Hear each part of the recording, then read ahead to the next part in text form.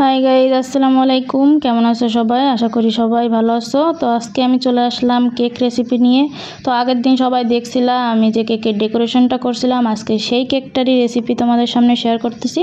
তো সবাই পুরো ভিডিওটা দেখবে আর অবশ্যই ভালো লাগলে আমার চ্যানেলটি সাবস্ক্রাইব করে রাখবে। তো এখানে আমি দুইটা ডিমই ভেঙে নিচ্ছি। দুইটা ডিম ভেঙে নিচ্ছি কারণ এটা হবে 1 পাউন্ডের কেক। দুইটা ডিম দিয়ে 1 পাউন্ডের কেক হয়। তো এখানে আমি 1 পাউন্ডেরই কেক তৈরি করব, এই জন্য দুইটা ডিম নিচ্ছি। তো আমার দুইটা ডিম ভেঙে নেওয়া শেষ। এখন এই যে কুসুম দুইটা আছে, এই দুইটা ডিম থেকে আলাদা করে নিতে হবে। তো আমি কুসুম দুইটাই আলাদা করে নিব। এখন একটা পিসের ভিতরে কুসুম দুইটা উঠাই নিব। তো এখানে উঠাই নেওয়া শেষ আমার। এখন একটা হ্যান্ড ইউজের সাহায্যে এটা মিক্স করে নিতে হবে। আর যখন এইটা একটু গেজা গেজা টাইপ হয়ে যাবে তখন এর ভিতরে দিয়ে দিতে হবে চিনি। তো এখানে দুইটা ডিমের জন্য দিয়ে দিতে হবে 1/2 কাপ চিনি, ঠিক আছে?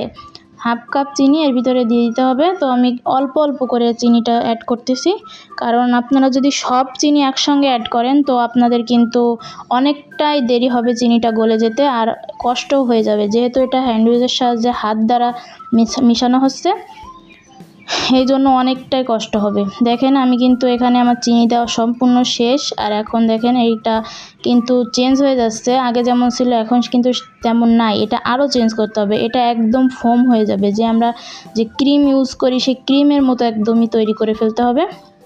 দেখেন আমার কিন্তু এখনও অনেক বাকি, ঠিক আছে? এখনও অনেক, কারণ এটা অনেক পানি পানি আছে। দেখেন এটা এমনভাবে মিশাতে হবে যে এত সুন্দর হয়ে যাবে। দেখেন আমার কিন্তু অনেকটাই ঘন হয়ে আসছে, কিন্তু তবুও কিন্তু আমার হয়নি।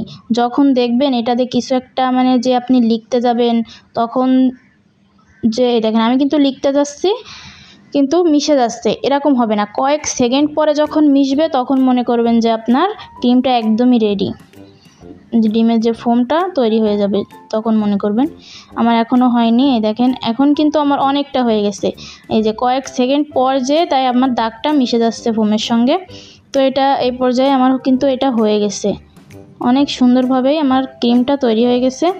এখন আমি এর ভিতরে দিয়ে দিব সেই কুসুম দুইটা দিয়ে আপনারা অনেক আলতো আলতো করে মাখাবেন, যাতে এই যে ফোমটা তৈরি করছেন এটা যাতে গলে না যায়। আমার কিন্তু এটা গলে গেছে, দেখতেই তো পাচ্ছেন অনেকটাই পানি পানি হয়ে গেছে। কিন্তু যদি ফোমটা আপনি ফোমই রাখতে পারেন তাইলে কিন্তু অনেকটাই আপনার কেকটা ভালো হবে। তো এটাও ভালো হবে, খারাপ হবে না। তো এই পর্যায়ে আমি দিয়ে দিচ্ছি 1/2 টেবিল চামচ ভ্যানিলা এসেন্স। তো তারপরে দিয়ে দিচ্ছি 1 টেবিল চামচ এখানে রেগুলার রান্নার তেল। এটা একটু মিশানোর পরে এখানে আমি একটা চালনি নিয়ে নিয়েছি, তার ভিতরে দিয়ে দিচ্ছি 1/2 কাপ ময়দা। 1/2 কাপ ময়দা দেওয়ার পরে দিয়ে দিচ্ছি 1/2 টেবিল চামচ কর্নফ্লাওয়ার, তারপরে 1/2 টেবিল চামচ বেকিং পাউডার, 1/2 টেবিল চামচ গুঁড়া দুধ। এগুলো সব দেওয়া হয়ে গেলে একটা চালনির সাহায্যে এগুলো সবই কিন্তু মিশিয়ে নিতে হবে। আর এটা অনেক আলতো আলতো করে মিশাবেন, ফোমটা ফোমই রাখতে হবে। আমি কিন্তু আমার এখানে স্পিড দেওয়া আছে, এই জন্য এটা অনেক দ্রুত দেখা যাচ্ছে। আমার কিন্তু এখানে কয়েক মিনিট লেগে গেছিলো এটা মিশাতে। তো আপনারাও চেষ্টা করবেন অনেক ধীরে ধীরে মেশানোর, যাতে ফোমটা গলে না যায়। তো এখানে কিন্তু আমার ক্রিমটা একদম তৈরি হয়ে গেছে। এখন আমি এই চামচটার সাহায্যে এটা মিশিয়ে এক জায়গায় করে নিব, যাতে এর ভিতরে কোনো দানা দানা ভাব না থেকে যায়, যে ময়দাগুলা আর কি লেগে না থাকে। এখন আমি একটা বাটি নিয়ে নিব, বাটির ভিতরে একটা পেপার বিছিয়ে দিব। আর এতে কিন্তু আমি কোনোই তেল ব্রাশ করব না। এর ভিতরে আমি ময়দার ব্যাটারটা ঢেলে দিব, ঢেলে দিয়ে ভালোভাবে সমান করে মিশিয়ে নিব। তো আমার বাটিতে ঢেলে নেওয়া শেষ। এখন মাত্র 2 বার ট্যাপ করে নিব। আপনারা টুথপেস্টের সাহায্যেও এটা মিশিয়ে নিতে পারেন। আর আমি কোনো টুথপেস্ট দিব না, জাস্ট 2 বার ট্যাপ করব। ট্যাপ করলে দেখবেন যে বাবলসগুলো আছে এটা ফেটে যাবে। তো আমি এটা ওভেনে কুক করতে দিয়েছিলাম। এখন আমার কেকটা একদমই পারফেক্টভাবে তৈরি হয়ে গেছে। আপনাদের দেখাবো কত সুন্দর ফ্লাফি হয়েছে এই কেকটা, যেমন নরম তেমনই দেখতে অনেক মাশাআল্লাহ সুন্দর হয়েছে। তো কাদের কাদের এই ভিডিওটি ভালো লাগছে, কাদের কাদের উপকারে আইছে অবশ্যই কমেন্ট করে জানাবেন। আর আমার চ্যানেলটি অবশ্যই সাবস্ক্রাইব করে রাখবেন, আমার পাশে থাকবেন সব সময়।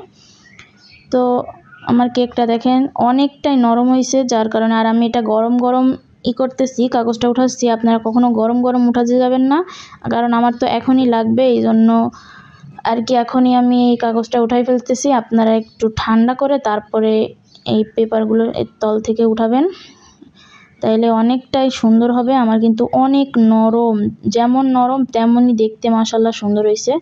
তো আমি এখন বিদায় নিচ্ছি, আল্লাহ হাফেজ।